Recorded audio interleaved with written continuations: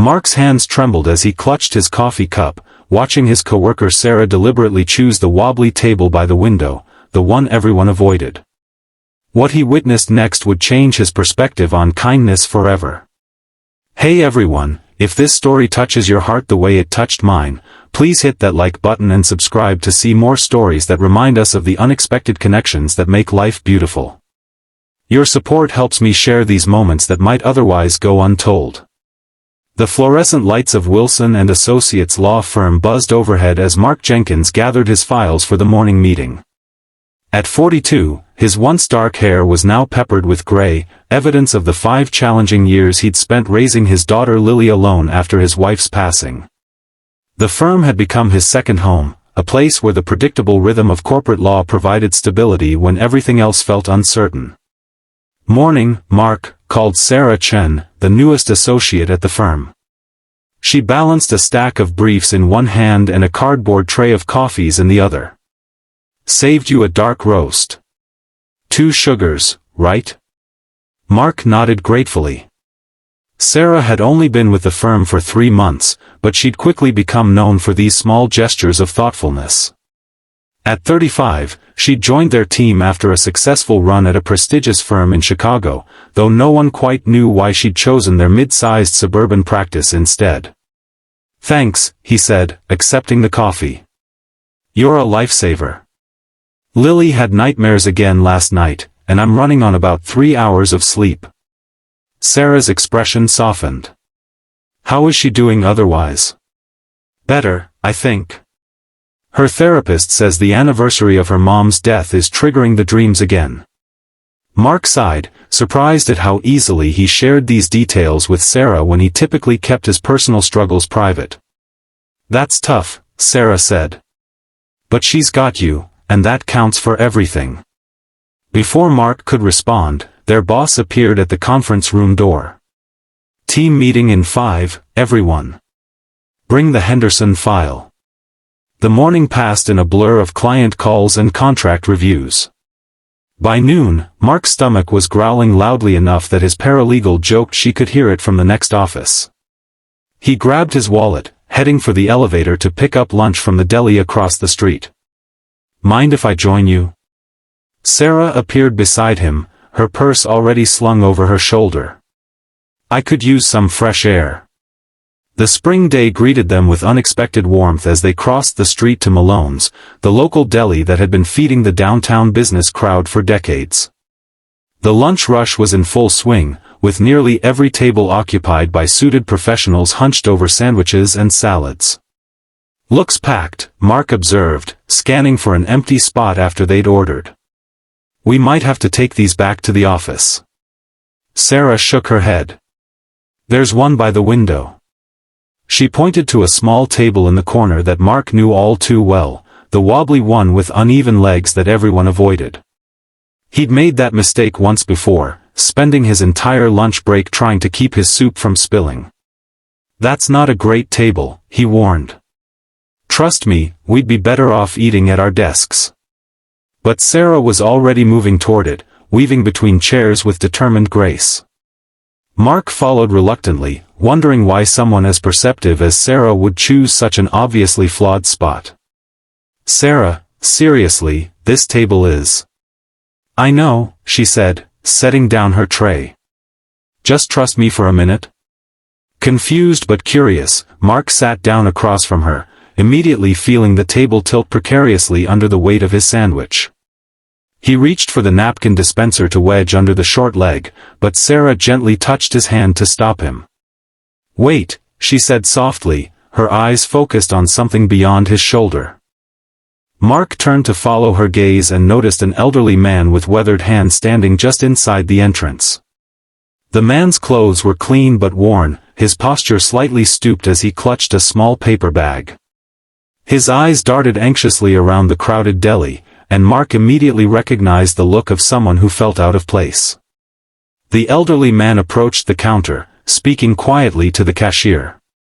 Mark couldn't hear the exchange, but he saw the cashier's expression shift from impatience to something like pity. The man handed over what appeared to be carefully counted change, receiving a small cup of soup in return. Then came the moment that made Mark's chest tighten. The elderly man turned to face the dining area, his soup in hand, and the look of quiet desperation on his face was unmistakable. There wasn't a single empty table. Before Mark could process what was happening, Sarah stood up and waved. "Mr. Reynolds," she called out warmly, as though greeting an old friend. "We saved you a seat." The elderly man looked startled, then relieved as Sarah gestured to their table. He approached cautiously. "I'm sorry, do I know you?" he asked, his voice soft and slightly tremulous. "I'm Sarah Chen. We met last week when you were feeding the birds in the park," she said smoothly. "This is my colleague, Mark. We'd love for you to join us." Mark watched in amazement as Sarah effortlessly created a connection where none had existed before. The elderly man, Mr. Reynolds, settled into the third chair at their table, his soup balanced carefully on the uneven surface. "Thank you," he said, the relief in his voice palpable. "Most days I take my lunch to the park, but it's getting harder to make the walk." As they ate, Mark learned that Thomas Reynolds had been a high school history teacher for 40 years before retiring. He lived alone since his wife had passed 3 years ago, and his children had moved to opposite coasts for work. His pension covered the basics, but there wasn't much left for luxuries, or even for regular meals at the deli. "Tuesday is my treat day," Mr. Reynolds explained, carefully spooning his soup. "Cup of tomato bisque and people watching. Keeps me connected, you know." Mark nodded, suddenly understanding why Sarah had chosen this particular table. It wasn't despite its wobbliness, it was because of it. No one wanted this table, which meant it would likely be the only available spot for someone like Mr. Reynolds when the deli was crowded. "Do you come here every Tuesday?" Sarah asked. Mr. Reynolds nodded. "Weather permitting. Been my routine for about a year now." "What a coincidence," Sarah said, meeting Mark's eyes with quiet intensity. "Mark and I were just saying we should make Tuesday our regular lunch day here too." Mark felt something shift inside him as he recognized what Sarah was doing. "Absolutely," he agreed, surprising himself with his enthusiasm.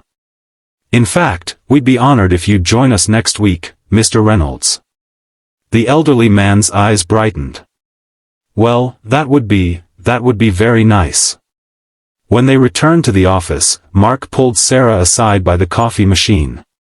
"That wasn't a coincidence at all, was it? You've seen him there before." Sarah's smile was gentle. 3 weeks ago. I noticed he comes every Tuesday, orders the same thing, and always looks for that table because it's usually the last one available. When it's taken, he leaves with his soup and eats it on a bench outside, even in bad weather. So you deliberately chose the worst table in the place. Sometimes the least desirable spot is exactly where you need to be to make a difference, she replied, filling her mug. My grandmother used to say that. Mark shook his head in wonder. You're something else, Sarah Chen. That evening, as Mark helped Lily with her homework, his mind kept returning to the lunch encounter. His daughter noticed his distraction.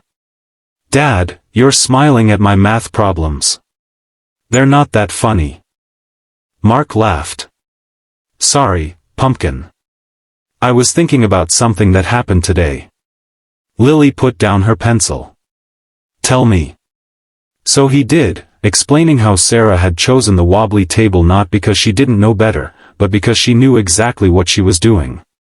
How she'd created a connection with a lonely elderly man that might never have happened otherwise. That's like what Mom used to do, Lily said quietly.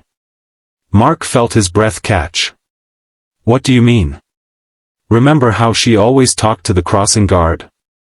And the lady at the grocery store who counted her pennies? Mom said everyone has a story, and sometimes they just need someone to listen. Mark's eyes stung with unexpected tears. His late wife, Elena, had indeed possessed that same quality, the ability to see people who felt invisible. It was one of the countless things he'd loved about her, and one of the many things he feared Lily might forget as the years passed. You're right, Lil. That's exactly what your mom would have done. Lily twirled her pencil thoughtfully. Can I meet Mr. Reynolds sometime? The question took Mark by surprise. You want to? Yeah. He sounds nice. And maybe he needs more friends than just you and Miss Sarah. That night, after Lily was asleep, Mark sat on his back porch with a glass of whiskey, looking at the stars. For the first time in months, the weight of solo parenting and grief didn't feel quite so crushing. Sarah's simple act of kindness had reminded him of something he'd forgotten. That connection could be found in the most unexpected places, even at a wobbly table in a crowded deli. The following Tuesday, Mark arrived at Malone's to find Sarah already there, once again at the wobbly table. Mr. Reynolds joined them minutes later, his face lighting up when he saw they'd kept their promise. I brought something, Mark said, reaching into his briefcase. He pulled out a small wooden wedge he'd crafted in his garage workshop. May I? He knelt down and carefully positioned the wedge under the short table leg. The wobbling stopped immediately. Well, I'll be, Mr. Reynolds said, testing the now stable surface with his hand. Fixed after all this time. Sometimes the things that seem broken just need the right support, Mark said, catching Sarah's approving smile. Over the following weeks, their Tuesday lunches became a cherished ritual. Mark learned that Mr. Reynolds had been a passionate amateur photographer in his younger days but had sold his equipment years ago to help pay for his wife's medical bills. Sarah discovered they shared a love of mystery novels, and began bringing him books from her personal collection. One Tuesday in July, Mark brought Lily along during her summer break. She immediately charmed Mr. Reynolds with her questions about what schools were like, in the olden days, making the elderly man laugh more than Mark had ever heard. Your daughter is remarkable, Mr. Reynolds told Mark as Lily went to get napkins. She reminds me of my Elizabeth at that age, curious about everything. Elizabeth? Mark asked. My wife, Mr. Reynolds explained, his eyes growing distant. We were married for 52 years. Some days I still reach across the bed in the morning, forgetting she's gone. Mark nodded, understanding all too well. Does it ever get easier? The elderly man considered this. Not easier. Different. The sharp edges of grief become smoother, like sea glass. Still there, but less likely to cut you when you hold them. That metaphor stayed with Mark, offering a perspective on his own grief that no therapist had managed to articulate so perfectly. As summer turned to fall, their Tuesday group expanded. Sarah invited Denise from accounting, who turned out to be an exceptional chess player and began teaching Mr. Reynolds the game. Mark brought along his neighbor Carlos, a retired firefighter who hit it off immediately with the former teacher. The wobbly table was abandoned for a larger one, but they always saved a seat for Mr. Reynolds. In October, when Mr. Reynolds didn't show up for their Tuesday lunch, Mark felt a stab of worry. They called his apartment from Sarah's cell phone but got no answer. I have his address, Sarah admitted. He gave it to me last month when I offered to drop off some books. After work, Mark and Sarah drove to the modest apartment complex where Mr. Reynolds lived. When repeated knocks went unanswered, they convinced the building manager to check on him. They found Mr. Reynolds on his bathroom floor, conscious but unable to get up after a fall the previous evening. The paramedics said he was dehydrated but otherwise stable. As they prepared to take him to the hospital, he clutched Mark's hand. My plants, he whispered. 3 days without water and they'll be gone. Don't worry about your plants, Mark assured him. We'll take care of everything. That night, Mark and Lily watered Mr. Reynolds' collection of houseplants while Sarah gathered his mail and made sure his apartment was secure. The refrigerator was nearly empty, save for a few basic items and leftovers from their previous Tuesday lunch that Mr. Reynolds had carefully wrapped and saved. Dad, Lily said quietly as they drove home. Mr. Reynolds doesn't have much food. No, he doesn't, pumpkin. Is that why he only gets soup at the deli? Because it's all he can afford? Mark nodded, struck by his daughter's perceptiveness. I think so. Lily was quiet for a moment. Can we help him? Like Mom would have? The question pierced Mark's heart. Yes, he said firmly. We absolutely can. The next day, Mark approached his boss with a proposal.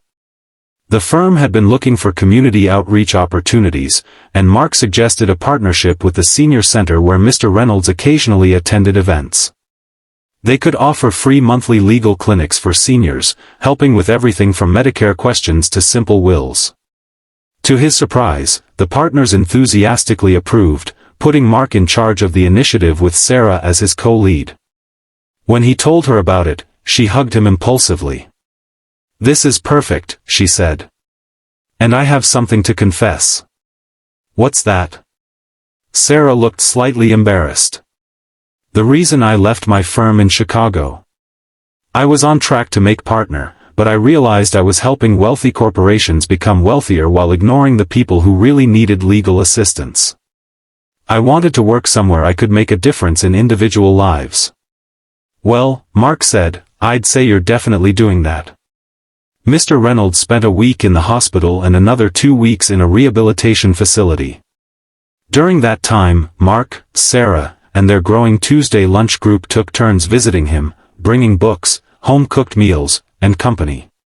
When it became clear that Mr. Reynolds wouldn't be able to manage the stairs to his second-floor apartment anymore, Mark faced a difficult decision. The elderly man had no family nearby to help, and assisted living facilities were well beyond his limited pension. After a heartfelt conversation with Lily, Mark made an offer that surprised even himself. The finished basement of their house, which they'd been using mainly for storage, could be converted into a comfortable apartment with its own entrance. Mr. Reynolds could live there, contributing what he could toward utilities, and in return, he could be home when Lily got back from school on the days Mark worked late. I couldn't impose, Mr. Reynolds protested when Mark proposed the arrangement. You wouldn't be imposing, Mark insisted. You'd be helping us. Lily adores you, and I'd feel better knowing she's not alone after school. Plus, she needs help with history, and I'm useless with anything before World War II. The elderly man's eyes filled with tears. You're offering me a family again. We're offering to expand ours, Mark corrected gently. By Thanksgiving, Mr. Reynolds was settled into his new space, which the Tuesday lunch group had helped renovate over several weekends. The basement apartment had a small kitchenette, an accessible bathroom, and large windows that looked out onto the backyard garden. Mr. Reynolds' beloved houseplants thrived on the windowsills.